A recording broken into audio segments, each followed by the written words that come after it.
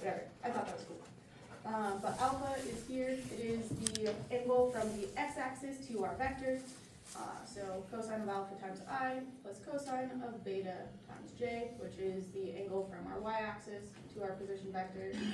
And then our cosine of gamma times, oh, no, gamma's not added. Cosine of gamma times k.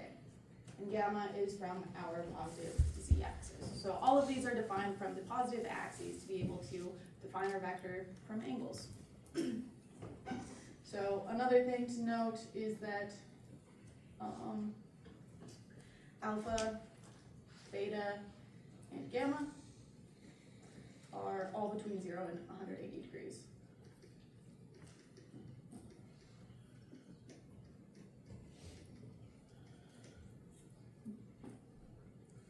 So our direction of the orientation vector, like I've been saying, is defined by these three angles. So if this guy and this guy are going to be equal because those two equations are the same. So we can define our cosine of alpha to be equal to ax over a, and that's how we can get alpha. If we've got ax and a, we can do the inverse cosine of that ratio to be able to get our alpha. So our cosine of beta is going to be equal to ay over a, and our cosine of gamma is going to be equal to az over our magnitude of a. Does all this make sense? This is review, so I'm hoping the answer is yes. Cool. So, continuing with the review, we can also add our Cartesian vectors.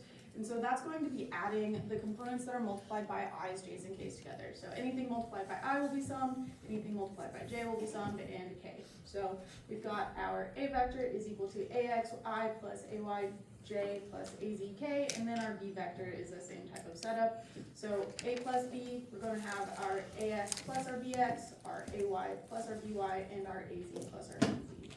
And then subtraction, same type of mathematical formulation, where you just subtract those individual components that are multiplied by our i's, j's, and k's.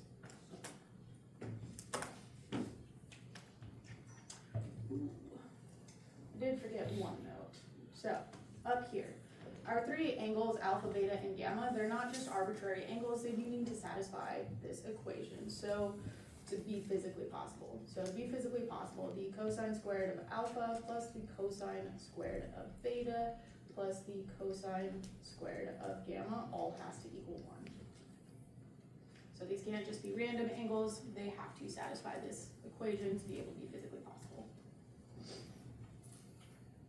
Can you keep it up for 1 second? Yeah, for sure.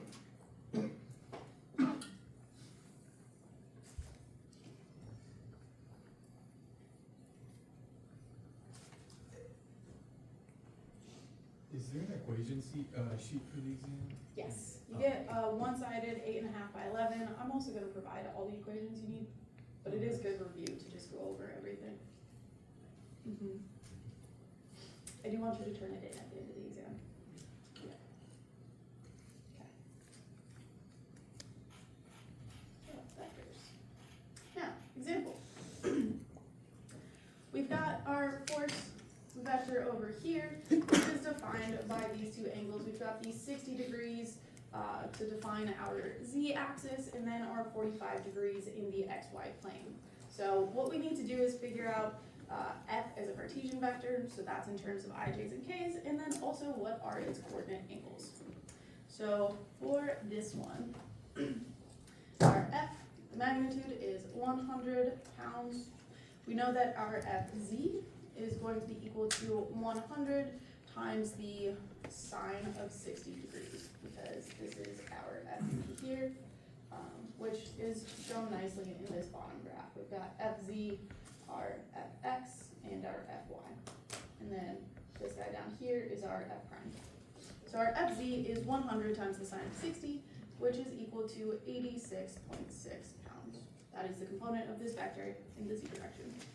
And then our f prime is going to be equal to 100 times the cosine of 60 degrees, which is going to be equal to 50 pounds. So that is this component that's going along the xy plane. the way that we've got our angle defined, it will be the cosine of it. So that is f prime. From there, we can get our fx and our fy. So fx is going to be equal to our f prime multiplied by the cosine of 45 degrees, which will be 50 multiplied by the cosine of 45, or 35.4 pounds. And then our fy, very similarly, is going to be our f prime times the sine of 45 degrees, which is going to be the same as fx, so it's going to be, oops, I forgot, 35.4 pounds. So, if we want to write this in the x in Cartesian format, our fx, or our f is going to be equal to fx times I hat plus fy times j hat plus fz times k hat, which we have all of those components that we just calculated, so it's going to be 35.4 I hat plus 35. Ooh, that's actually going to be a minus because it is going in the negative direction in the y, along the y-axis. So minus 35.4 j hat plus 86.6 k hat pounds.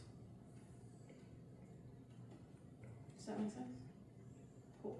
And then to be able to get our coordinate angles, so from that definition, we've got our alpha is equal to the inverse cosine of fx over f, which is equal to the inverse cosine of 35.4 over 100, which is equal to 69.3 degrees. For beta, similarly, it's the inverse cosine of fy over f, or the inverse cosine of minus 35.4 over 100. So that one is going to be equal to 111 degrees from this y-axis.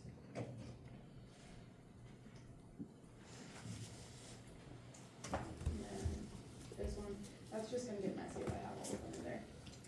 And then our last one, we've got gamma is going to be equal to the inverse cosine of fz over f.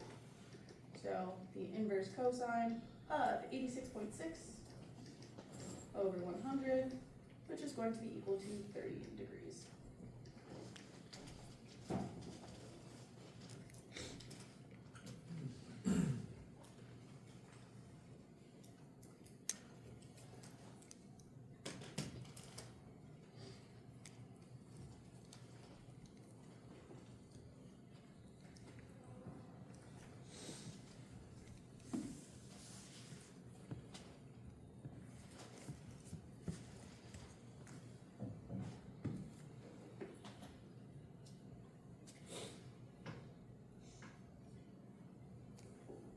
And then I continue.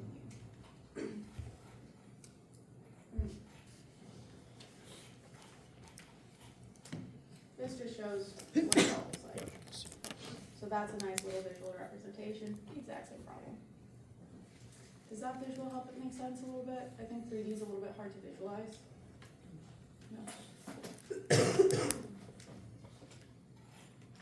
Alright. So moving on, we've also got our position vector.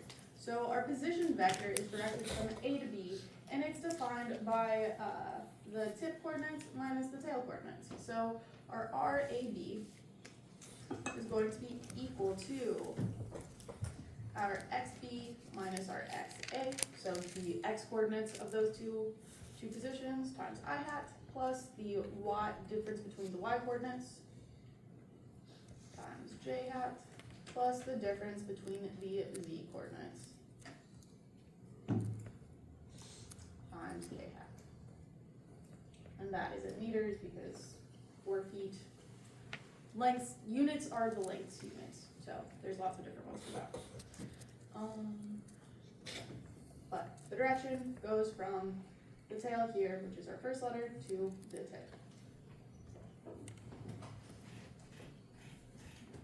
So we can also define a force vector along the line, which can be very helpful. So in this situation, our force vector is going to be defined as the magnitude of the force multiplied by the unit vector going along that direction. And the position vectors are very helpful for getting our unit vectors. So our unit vector is defined as our position vector divided by the magnitude of that position vector. So for our force situation, it will be equal to our magnitude of the force multiplied by the position vector divided by the magnitude of the position vector. This can be helpful for a lot of those 3D sum of forces equations to be able to figure out how all of those forces are going. If we know the directions, we just have to figure out the magnitudes. Alright, which is our example problem. So in this problem, this man down here is pulling on this cord with a force of 70 pounds. So our F magnitude is 70 pounds. We want to represent this force acting on support A, which is up here, as a Cartesian vector. So to do this, we're going to be finding our position vector from A to B, getting our unit vector for that and multiplying it by our force magnitude. So our RAB, our position vector along this chord, is going to be equal to the x position, xb minus xa times I, plus the y position difference times j, plus the z position difference.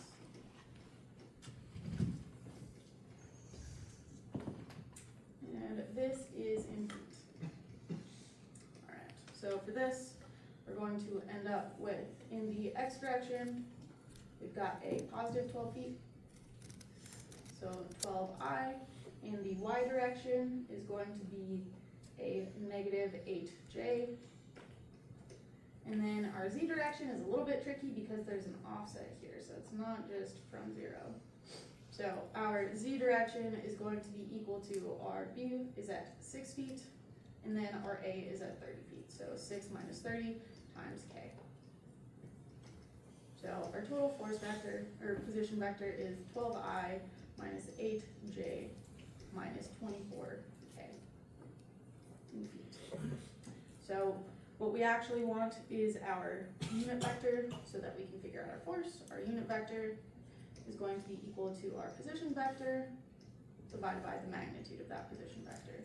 So it's going to be equal to 12I minus 8j minus 24k, all divided by the square root of the component squared. So 12 squared plus 8 squared plus 24 squared. And I dropped the negative signs because when you square it, the negative signs go away. So it doesn't matter. Alright, so that square root is going to be equal to 28. So we're going to have 12 over 28 times I minus 8 over 28 times j minus 24 over 28 times k. So our force vector, which is really what we're trying to get to with all this, is going to be equal to our force magnitude multiplied by that unit vector. So that is going to be equal to 70 pounds multiplied by 12 over 28 I minus 8 over 28 j minus 24 over 28 k, which, if we write it all out, is going to be equal to 30I minus 20j minus 60j pounds.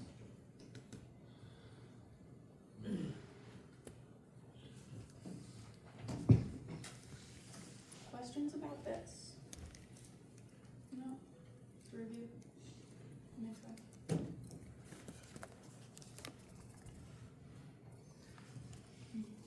This is a very useful equation.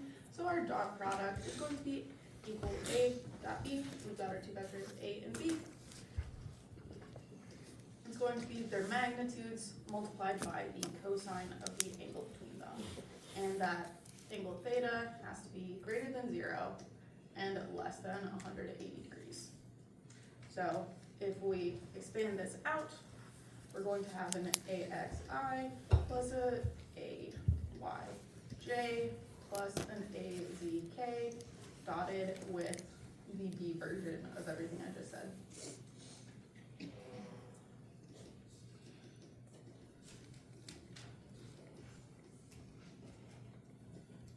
And for this, we're going to multiply the components of each of those coordinate vectors together. So by that I mean our i's are multiplied together, our j's are multiplied together, and our k's are multiplied together. So that ends up with an ax bx plus an ay ey plus an az bz. And this is a scalar quantity and not a vector quantity.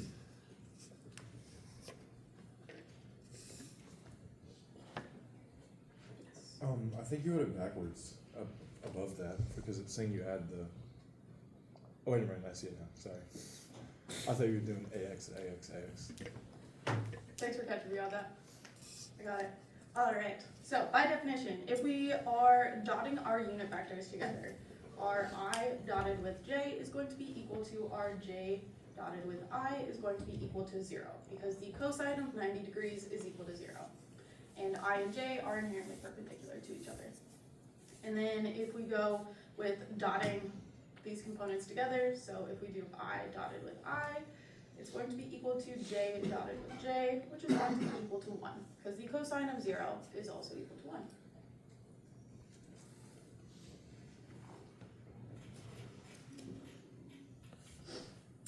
And why we like our dot products is it helps us to figure out the projection of a vector onto another one. So in this situation, we've got our vector A that we care about. So this is our vector that we care about. We want to see how much of it is along this lowercase a axis. And to do that, we end up taking the dot product. So our A parallel, which is the component of A that is parallel to our I should not have had both of these be a's. It makes it confusing. But our A parallel is equal to our A vector dotted with the unit vector along our A axis, which is the axis that we care about.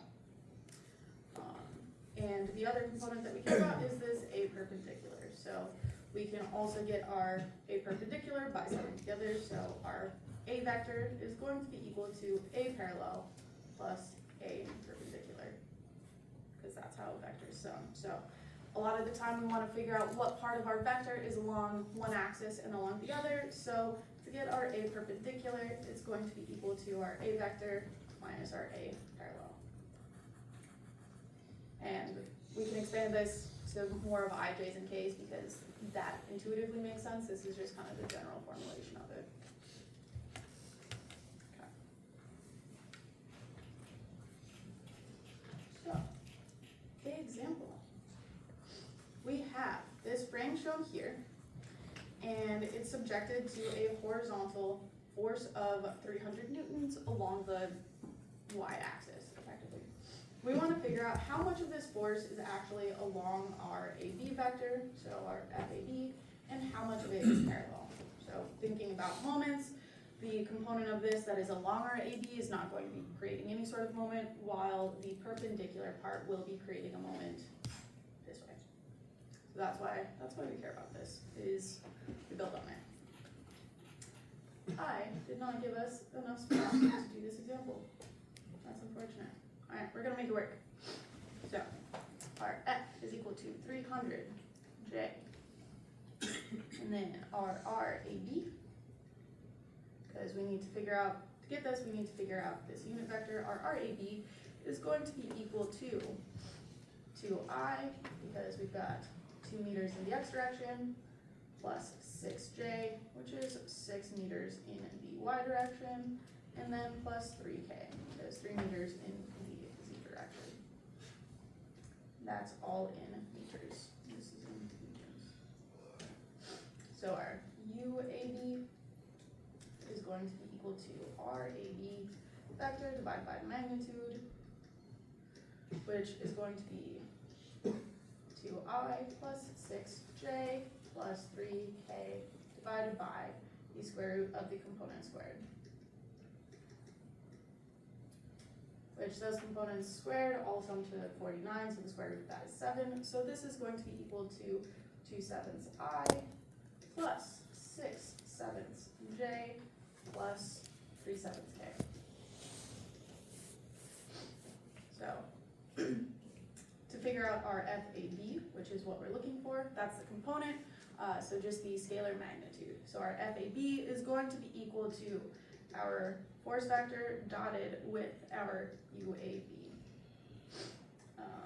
So that is going to be equal to 300J dotted with this guy up here. So 2/7 I plus 6/7 J plus 3/7 K, which we've only got J components, so our FAB is going to be equal to 257.1 newtons.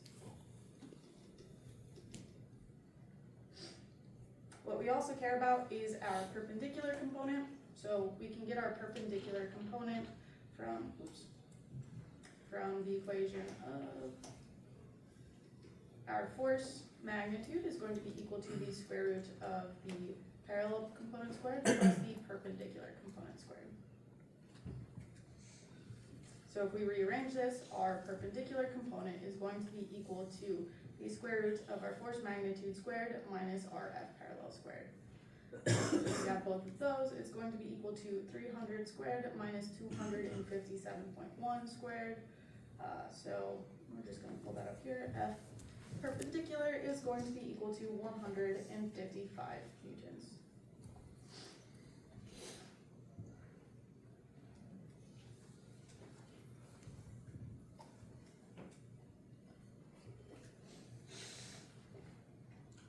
Any questions at this point?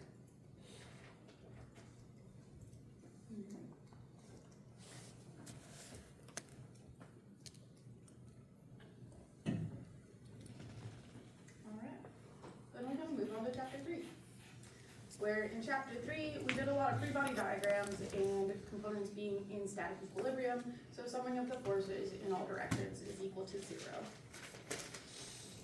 So, equations of 3D equilibrium, this particle here has forces acting on it in all 3 different directions, so our force vectors summed together must all equal 0, or else it's going to be moving in different directions, accelerating in different directions. So we can write this out in the x, y, and z components. So our sum of forces in the x direction will be equal to 0, our sum of forces in the y direction will be equal to 0, and our sum of forces in the z direction will be equal to 0. I decided not to go over the 2D version of all of this because it's the same thing, you just don't have to worry about the z direction. So, quick tip is don't forget your FBD.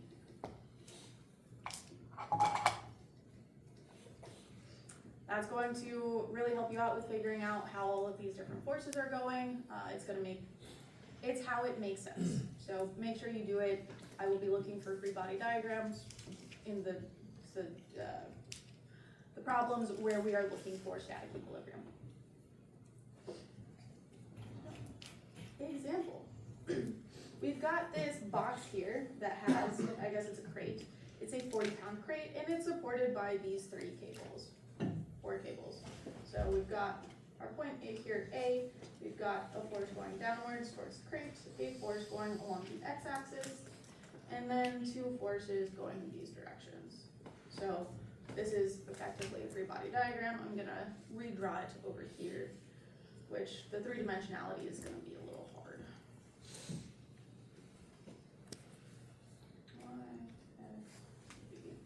So we've got our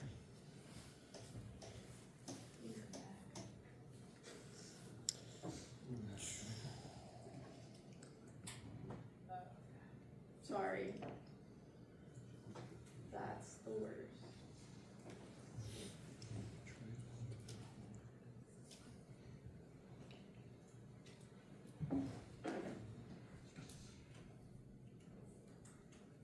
That is like better. I don't think we lost everything.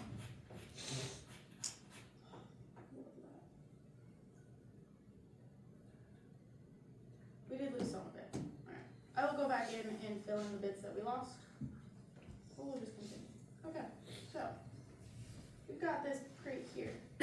I have contacted IT. I'm not the only one experiencing issues. I'm sorry that all of you have to deal with this. It's not a great educational experience. Alright. So free body diagram around point A. We do a circle. Any force, any line that cuts through that circle is going to turn into a force. So we've got our weight going downwards along our z-axis.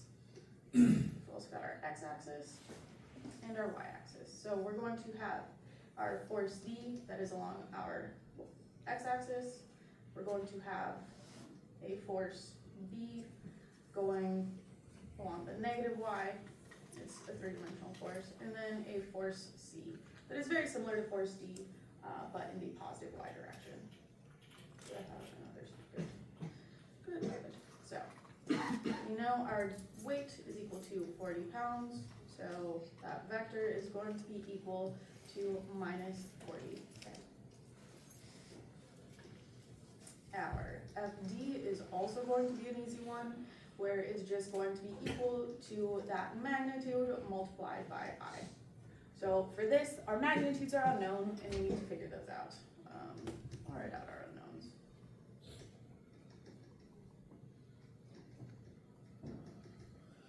So those magnitudes are our three unknowns. We do know the directions, so we're able to figure this out because we've got three equations that are linearly and not, whatever.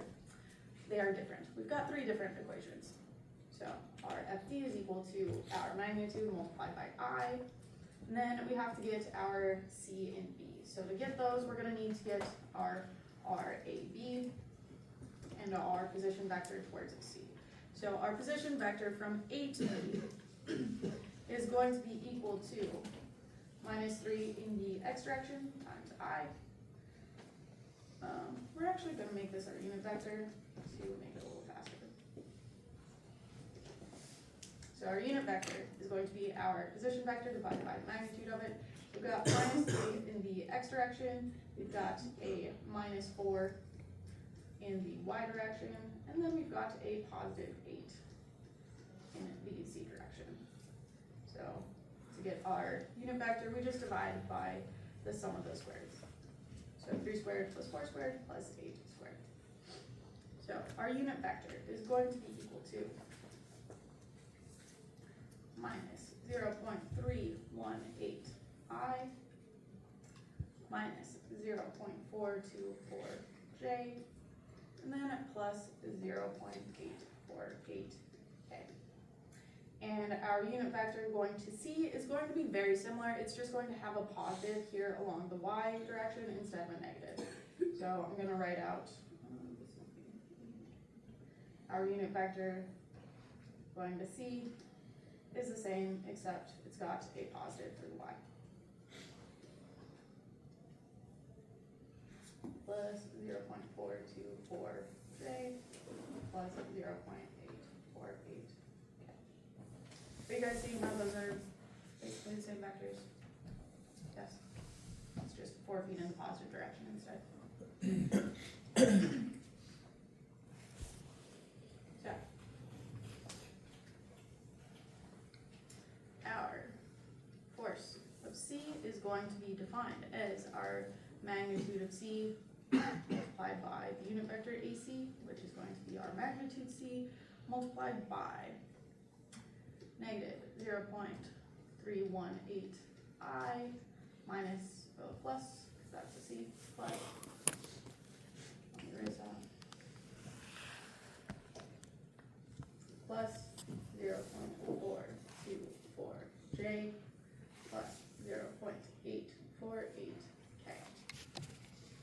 And then our FD is going to be equal to the force, the magnitude of the force in that direction, multiplied by that unit vector. This is B, not B.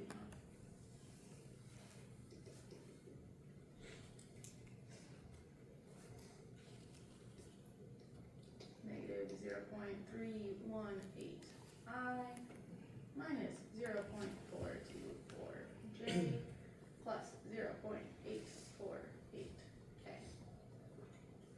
So we've got all three of our vectors that we don't know defined by their force magnitudes.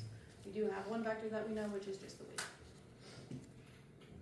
So from here, what we do is sum our forces in the x, y, and z directions, because our sum of our vector forces will be equal to 0. So sum of force in the x direction also must be 0. From that, we have our our force D is in our x direction. And then, so our force D, where am I? And then it's going to be minus our force B multiplied by 0.318. That looks like a 9. Also minus our force in the C direction, also multiplied by 0.318. All of that is going to be equal to 0. So this is one of our three equations. Then if we look at our sum of forces in the y directions, it'll be equal to 0. The only two forces in the y directions are from our force C and our force B. So we're going to have our force B multiplied by negative 0.424 plus our force of C multiplied by positive 0.424. So from this, we see that force of B is equal to the force of C.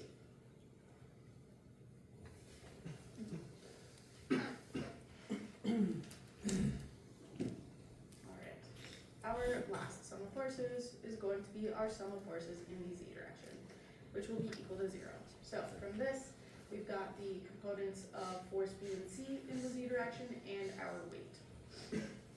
So we're going to have 0.848 times force of B plus 0.848 times the force of C minus W is equal to 0. We know that force B and force C are the same, so we are able to calculate each of those. We could just plug in force B, and it's going to be force B. The weight will be equal to 2 times 8.48 force B. So from that, we get our force B, which is also equal to our force C, is equal to 23.6 pounds. Does that make sense? Cool.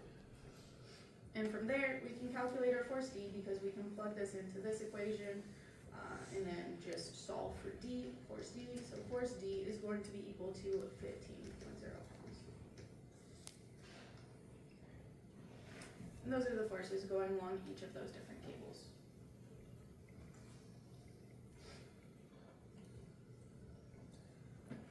With our cheat sheet, can we get conversions like the gravity, all the stuff? Those are okay? Yeah. And can we have a straight edge and protractor? Ooh, straight edge is a great idea. Yeah. How about a protractor? If you have a protractor, I'm not gonna stop you from bringing Okay, it. so that's fine. Yeah. And then obviously this, you can use matrix on your calculator, correct? You can, yes, So if we just set it up and then, okay. yes. It should be set up where it's easy to calculate it without a calculator, Okay. yeah. And then I assume it's just the problem at the top and then we try to replicate what we did on the engineering paper? Yes. Okay. Having the problem at the top, making sure that it's very clear what your thought process is, because I do care more about your thought process than the final answer. I wanna make sure that you're approaching it correctly. So I wanna see that you're thinking about, oh, my sum of forces on the x direction is gonna be equal to 0. So let me write out all those. Okay. So I do wanna see all these equations. Once you get the equations, you can pop it into your calculator. Yeah. Yes, ma'am. Can you go over how you find that FT minus FB equals the 0 point? How do you know that number? Yeah, so, this equation here is going to be from our sum of forces in the x direction. So that's how we get this equation. In it, we've got our force of D, our force of B, and our force of C. Once we figure out our force of B and C, we can plug those in here and here. And then the only unknown in this equation is our force D. So we rearrange all of the numerical values and they equal force D. Why did you subtract FD through FB? Why did I subtract FD and FB? Yes, so this is our x direction forces, so our force of D is in the positive direction. Our x components of the forces of C and B are in the negative directions, which is why they need to be subtracted. Any other questions? Cool. We shall continue. So that gets us to chapter 4, which is lots of moments in cross products. So the moment in scalar notation is going to just be the moment about a point O, because we have to define that.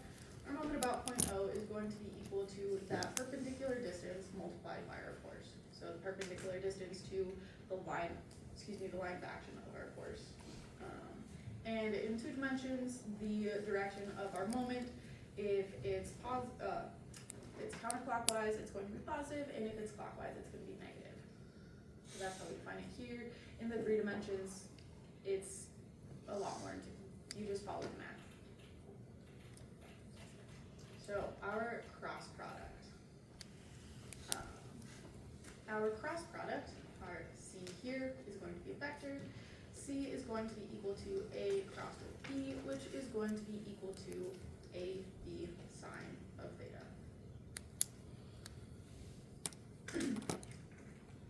Yes. And the unit vector C, shown here, is the vector that is perpendicular to both the A and B vectors, or the plane that contains both of these guys. So, for our speech along, our moment is going to be equal to our R crossed with our F. So, I skipped ahead. We'll get there in a second. So our cross product, we're going to be using the right-hand rule to determine the sign. So what you do is you point your hand in, if we're doing I cross with J, your hand goes along the positive x-axis and rolls to the positive y-axis. So we see that we've got a positive K from that. And you can do that for all of the different directions to be able to determine the sign of that cross product. That makes sense? And then our map, so if we multiply by our constant, it will either be our constant multiplied by A crossed with B, or our constant multiplied with B crossed with B. And A is crossed with that, or we do A cross B and multiply by A at the end, our constant. So that constant can walk its way through. And then with addition, if we've got A crossed with the sum of B plus D, we can break that out in similar to how we do parentheses math, where we've got A cross B plus A crossed with D.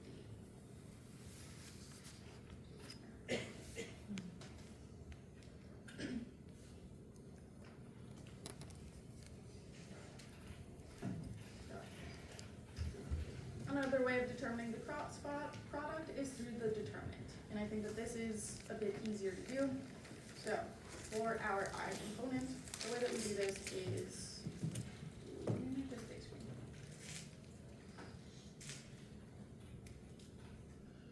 so we set it up as A crossed with B is equal to I, J, and K in our first line, the A components in the second line, and the B components in the third line.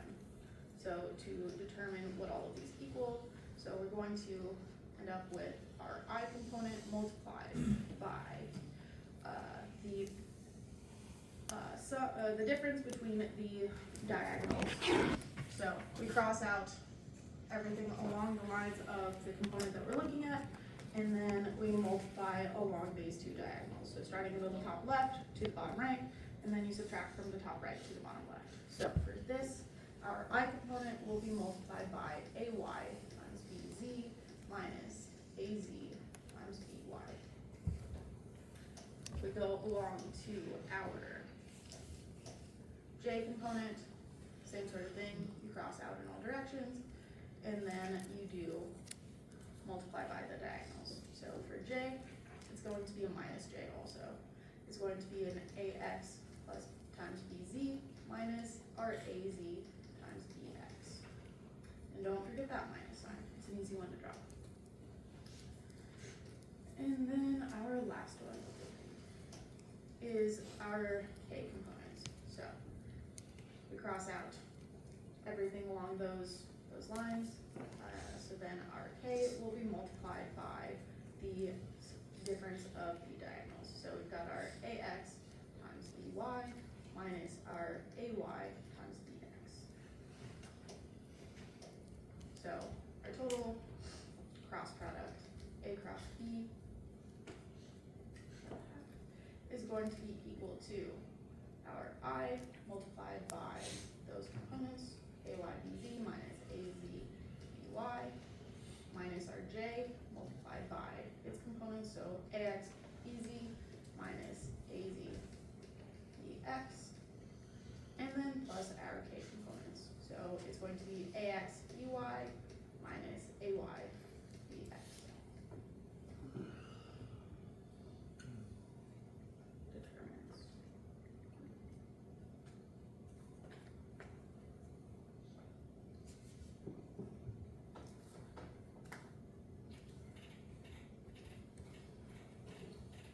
So then, our moment of a force in our vector formulation, which is what I wrote out earlier, is going to be our vector cross product between our r and our f. So r is going to be defined as from our point O that we care about taking our moment about to any point on that f vector. So any point on the line of action, which is this. So it could be, this could be r, this could be r, and it'll work out. So our moment in vector notation is going to be equal to our r crossed with our f. And if we continue along, we then learned about our moment about an axis. So in our first formulation, our moment is just about that point O. It can be in the line x, y, and z. There's lots of components to it. In reality, we want our moment to just be applied in a specific direction when we're designing things. So if you think about screwing in a bolt, screwing in tires, you really care about making sure that that moment that you're creating is towards torquing down those bolts instead of just creating moments in general. So our moment about an axis is going to be the triple scalar product. So our MA, which is just going to be the scalar component of it, is going to be equal to our unit vector A, which is along this axis that we care about, dotted with the cross product of our r cross f. So another way of thinking about that is our unit vector along our axis A, dotted with our moment about O as a vector. So to write this out, our MA is going to be equal to the determinant, where instead of I, j, and k, we've got ux, uy, and uz. We've got our r components in those three directions, and our f components.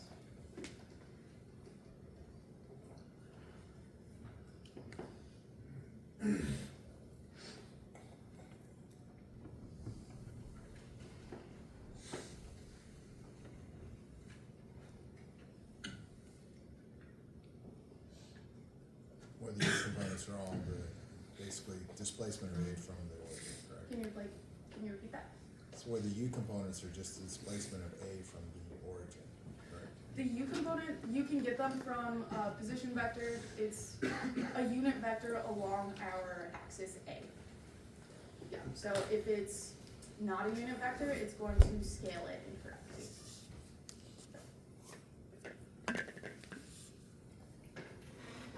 Okay, example.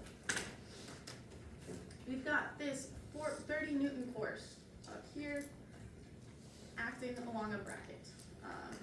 Its force direction is defined by our three angles.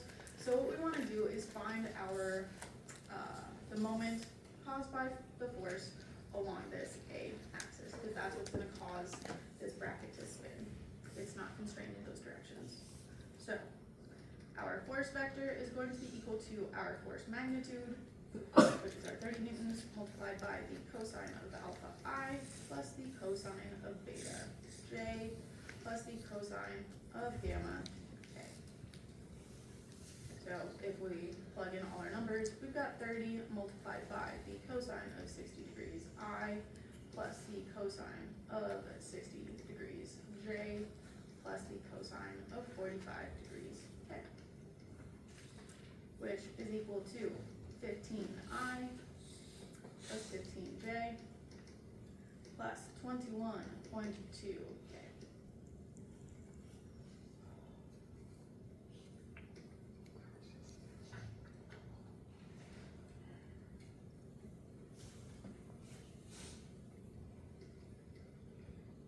And all of that is in newtons, so that's our force vector.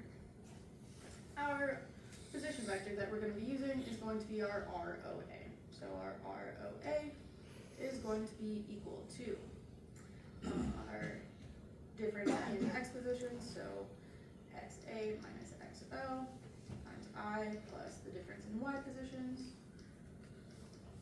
times j plus the difference in z positions times k.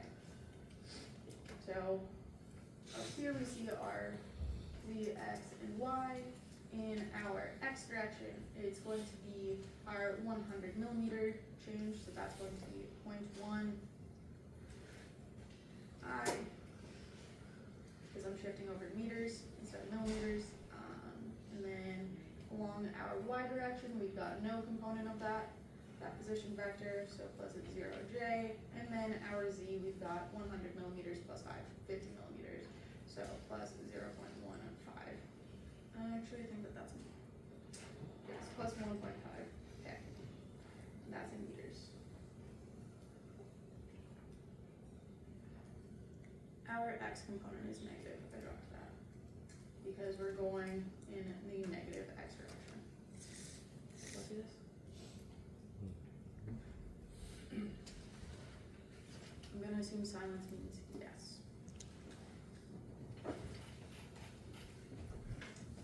So, to determine our moment about A, well, we also have to get our unit vector A. So, our UA is just going to be equal to J, because it is going along the Y direction. Does that make sense? So, to get our moment about the A axis, it's going to be our UA dotted with our R crossed with our F. So that ends up being the determinant of 0, 1, 0, minus 0.1, 0, and 0.15, and then 15, 15, and 21.2. So doing the math, we're going to end up with, we've got 0 here, so that's not going to get anything. If we look at our 1, we're going to take the difference between these guys, so we're going to end up with minus 1, because that's how determinants work, multiplied by negative 0.1 times 21.2 minus 0.15 multiplied by 15. So that is going to be equal to 4.37 Newton meters. And since it's positive, that's going to be acting in this direction.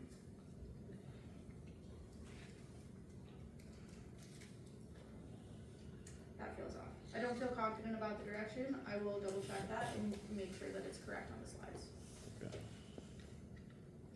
But the answer is 4.37 meters about that A axis. Yes. Can you go over how UA equals J again? Yeah, for sure.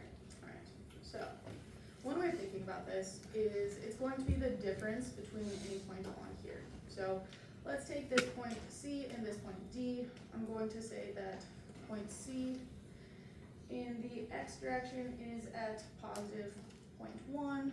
So, and then in the y direction, we're going to say that that's at a negative 0.1. And then in the z direction, that is at a negative 0.15. Do you see how I got those coordinates? The only one I made up is this j component of that coordinate system. Okay, the point that I'm trying to make here is if you take the difference between these two, the only point that's going to exist is our j component. So if we look at d, it's going to be the same sort of thing, where in the x direction it's 0.1. We're going to say that it's 0.1 in the y direction and minus 1.5 in the z direction. So these guys, the x and z components, end up canceling. So we're just left with a y component of this position vector. So our r is just going to be equal to 0.2j.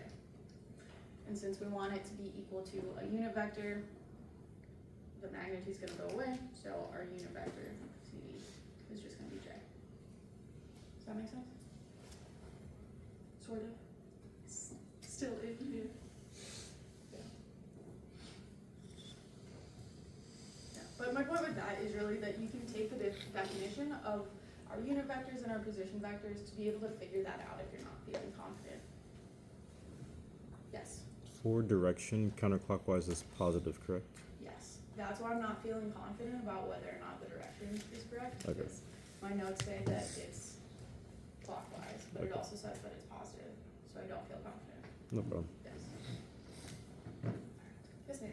How are your questions on the exam gonna be like written out? Like, is it going to be like when we do it in class and like you're giving us what to find, like a given and a find, or is it gonna be a little different on the exam?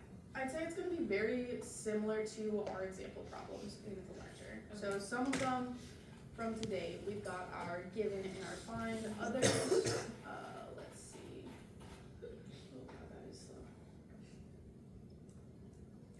Others are more like this, where determine the force in each cable used to support the 40-pound crate.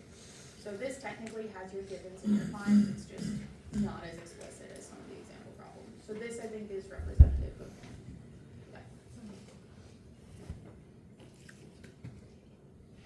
Okay, so that was our example.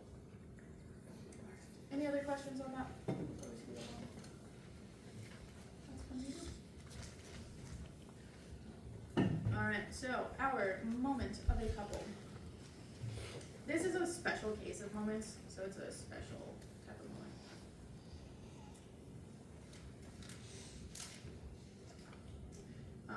Which is why we've defined it as its own thing. It is just a moment. So this moment is going to be equal and opposite forces. So two forces that are parallel, two parallel forces offset by a distance.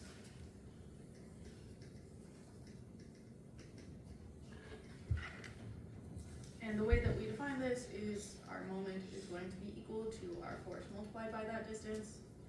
And we don't have to have it defined about any sort of specific point because it's going to be equal to that independent of where we take our sum of moments. So no matter where we take our moment from, it always is going to end up equaling our force multiplied by that perpendicular distance between our forces. So if we do our vector notation, our moment is going to be equal to our r crossed with our f, which that r is going to be the distance between our two forces once again, and our force is going to be that magnitude.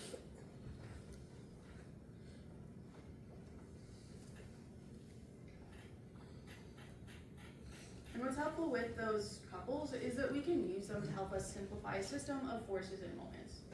So in our system here, we've got two different forces and a moment that's offset. It's easier for us to understand if we figure out our resultant force and our resultant moment. So our systems can be represented by a single force and a single force couple.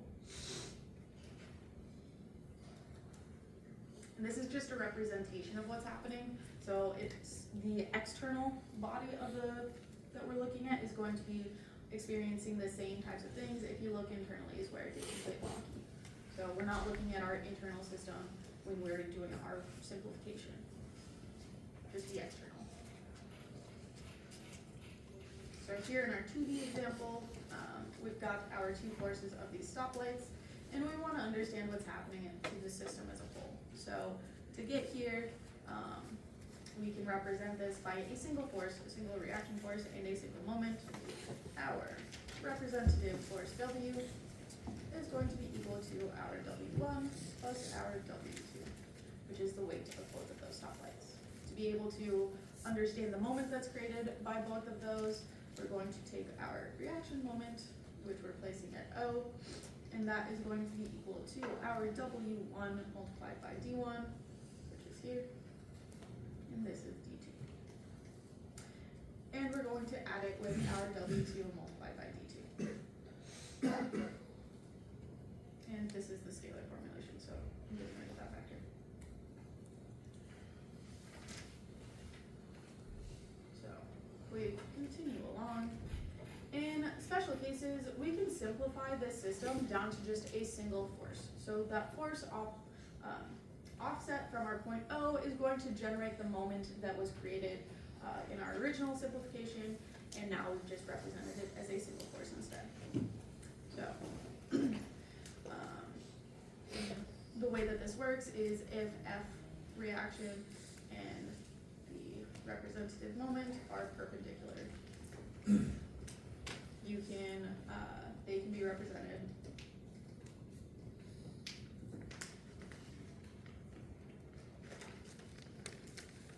by a force,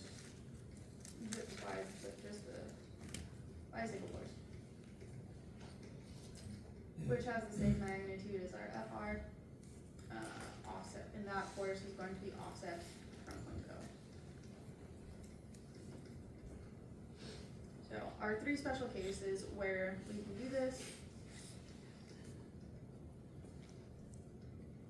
would be if our system of forces is concurrent, is coplanar, or if it is parallel.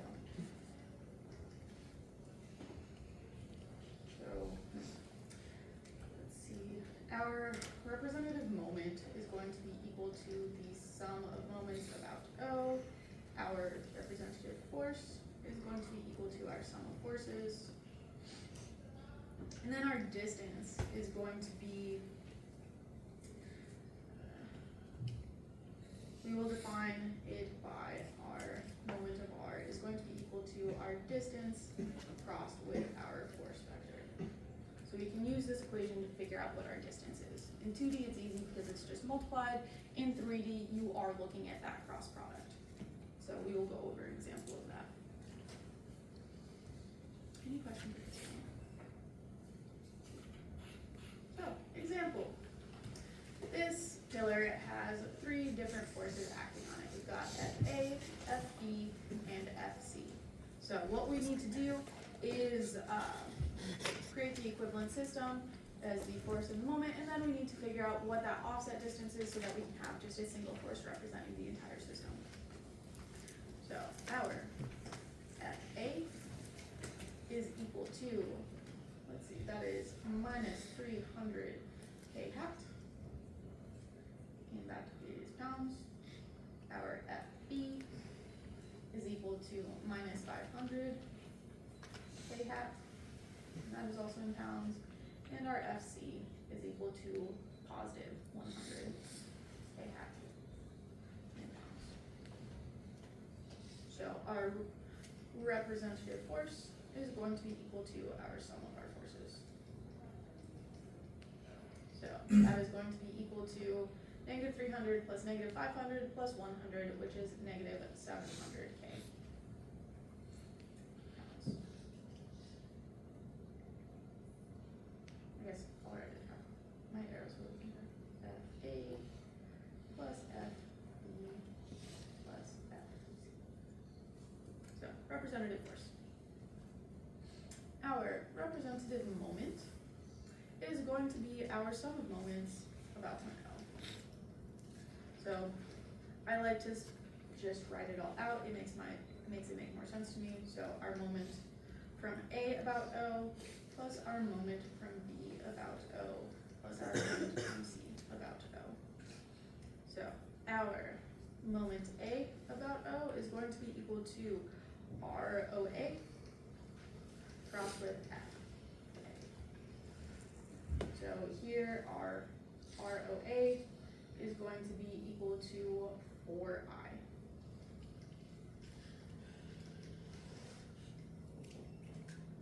Does that make sense? We've got 4 inches along the x direction, so that's how we get that position vector. So this is going to be equal to 4I crossed with minus 300. Okay, so we've got I crossed with K is going to be in our negative Y direction, and we've also got this negative sign, so that is going to end up being equal to 1200 J, and that is in inch pounds.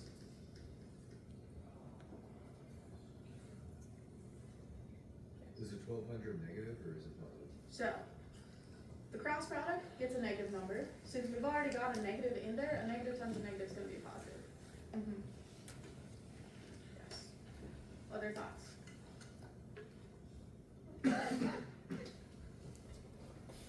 Our moment from force B is going to be equal to ROB crossed with the force of B. Our ROB is a little bit more interesting than our ROA, so our ROB is going to be equal to -4 in the x direction and +2 in the y direction. So -4I plus 2j inches.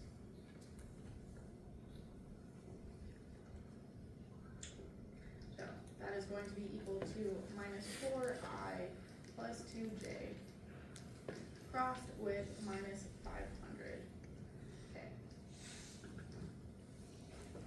So that we're gonna do the same sort of thing where we've got our I crossed with j, or k, which is a -j, negative times negative, ends up being a positive. Wait, we've got 3 negatives in there, so it ends up being back to a negative. So we've got our -2000 times our j, and then we've got our j crossed with a k, so that would be in the positive I direction for our resultant vector, but since there's a negative on that 500, it ends up being a -1000 I hat. And this is in inch pounds. Then our last one, our moment from C is going to be equal to our ROC crossed with our FC. So ROC is going to be equal to -4j, because it is in the negative y direction. So we've got our -4j crossed with our positive 100k, which ends up with, we've got our j crossed with k ends up with a positive I, but since we've got a negative in those numbers, it ends up being a negative I. So we've got a -400 I inch pounds.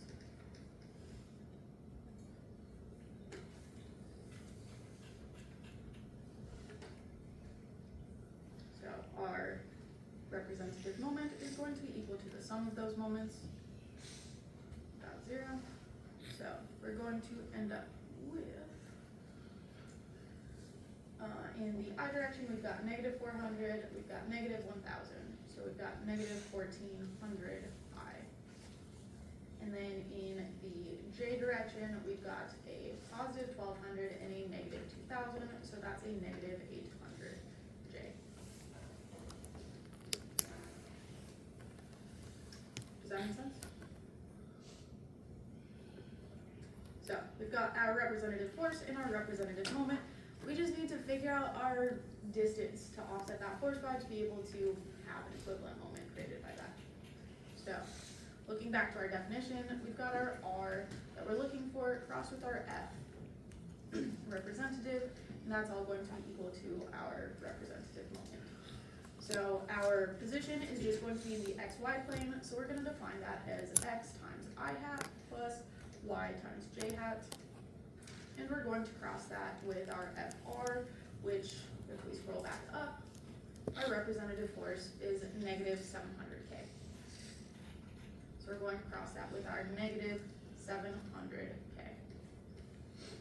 And that is all going to be equal to our representative moment, which we have here, which is our -1400 I hat minus 800 j hat.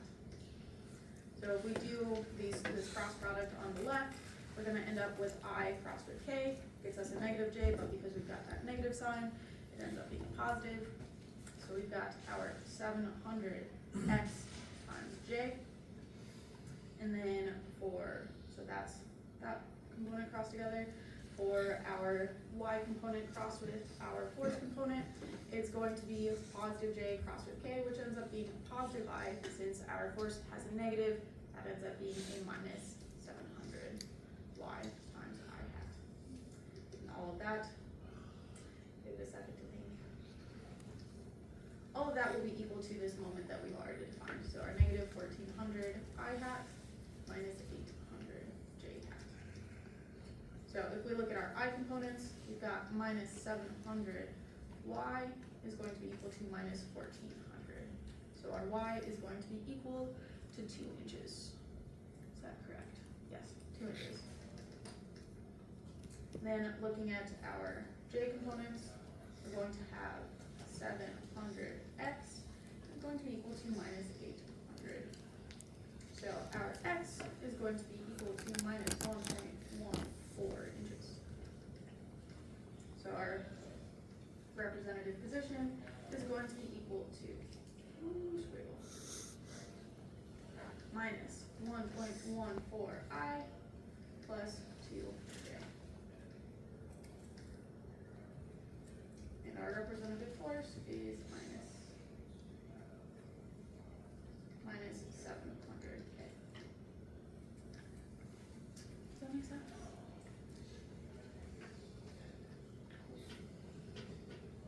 That is everything that I've prepared for today. I kind of rushed it. Actually, we're finishing right on time. I didn't rush it. Yes. Any questions at this point? How are you guys feeling? Yes. How many questions will be on the test? Good question. So we're going to have some multiple choice questions and then 3 questions like our example problems. Yeah. And I'm also going to put on there just sort of time estimates that I think make sense for it. Yeah. Yes, ma'am. Slides to the last, like, note slide. Yeah, for sure. This one? Yeah, for sure. Yes, ma'am. Usually thoughtful studies are faster than the I think understand how to do all of those, yeah. Like the homework problems, I set them up to try to give you practice for the unit problems. Any other thoughts or questions? Yes. Are you okay with like a diagram on the cheat sheet? What kind of diagram? Like an example for any of them? If you go through an example problem, I'm not okay with that. You can use it for equations, but not writing out how to do specific problems. I want you to understand that. Okay. So we're using. Hmm? Does that